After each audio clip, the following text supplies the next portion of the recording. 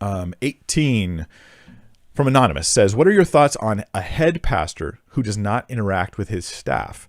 I teach at a church and have no real relationship to the point of pain with my pastor as he is never present.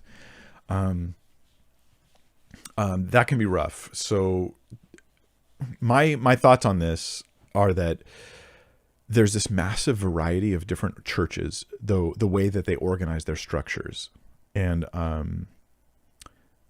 because of that, it makes it a little difficult to answer this question, because a head pastor in one church may have a very different function in another church. And so it does sound as though it's unhealthy to me, a head pastor who doesn't interact with his staff. But at the same time, like, let's say that I once was serving. I used to lead worship over at Calvary Chapel Downey in their youth ministry. And I knew, Pastor Bill Buffington, who was the youth pastor at the time, right? Who now has his own YouTube channel. He's got a bunch of other stuff going on. And he's at Calvary Chapel Signal Hill now, right? And, or excuse me, did I say Bill Buffington? He was the assistant. It was James Cadiz, who was the high school pastor, and Bill Buffington is assistant. And they both are pastors and got their own things going on. James has his own YouTube channel and all that sort of thing, Calvary Chapel Signal Hill. While I was there, I knew James well. I knew Bill well. These are the guys who were over me, right? And I was serving as leading worship, and I was a counselor for the youth ministry. This was like in 1999. And there I am serving. But Jeff Johnson, the senior pastor, I had met him, I think, 4 times, and every time he thought it was the first time. Right? And Jeff Johnson is a well-known Calvary pastor, and he's a great pastor. No complaints about him, right? We had met 4 times. Every time he thought it was the first time we met.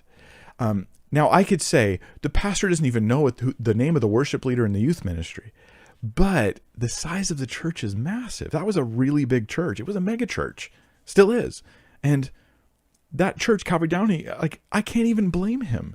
There's so many people there, so many people involved in ministry. I can't blame him for not knowing me or not spending time with me.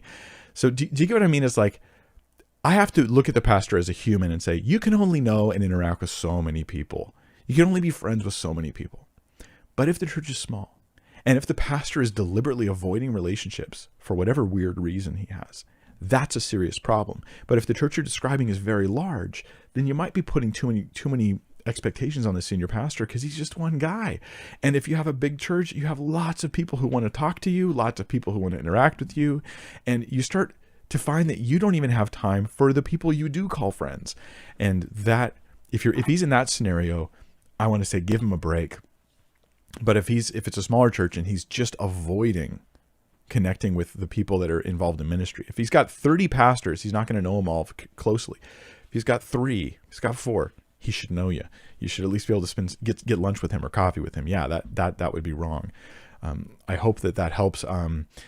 But yeah, you are serving, you're teaching at the church.